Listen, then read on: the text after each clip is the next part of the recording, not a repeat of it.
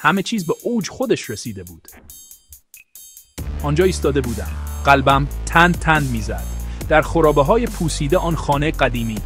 دیوارها آغشته و خراشیده شده با چیزی که به طرز وحشتناکی شبیه خون خشک شده به نظر می رسید. انگار انگشتان ناامید بدبختی خود را در گچ حک کرده بودند. پشت سرم صدای نفس‌های برید لیلا را شنیدم. سریع برگشتم. اما هیچ کس آنجا نبود. هیچ چیز جز سایه‌ها و سکوت خفه کننده‌ای که از همه طرف فشار می آورد. سپس درست کنار گوشم زمزمه‌ای در تاریکی خزید. تو نتوانستی نفرین را متوقف کنی. چرخیدم و نفسم بند آمد. روستاییان، همه آنها، همان چهره‌هایی که ماها پیش دیده بودم، در گورهای کم عمق دفن شده بودند. در یک صف کج و بی صدا ایستاده بودند.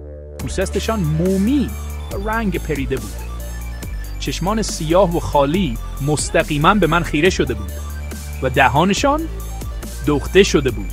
انگار سعی داشتن فریادی را در خود نگه دارند. لیلا از میان آنها بیرون آمد، اما او دیگر لیلا نبود. صورتش پاره شده بود. صدایش سردتر از فولاد بود. تو ما را آزاد نکردی. حالا تو یکی از ما هستی. ناگهان مشعل در دستم سوسو زد. سپس خاموش شد. تاریکی همه چیز را بلعید. مطلق بود.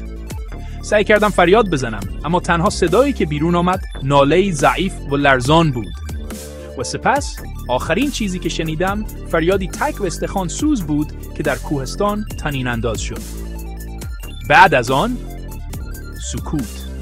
هیچ کس دیگر مرا ندید. روستا دوباره در مه فرو رفت و منتظر روح گمشده بعدی خود ماند. پایان.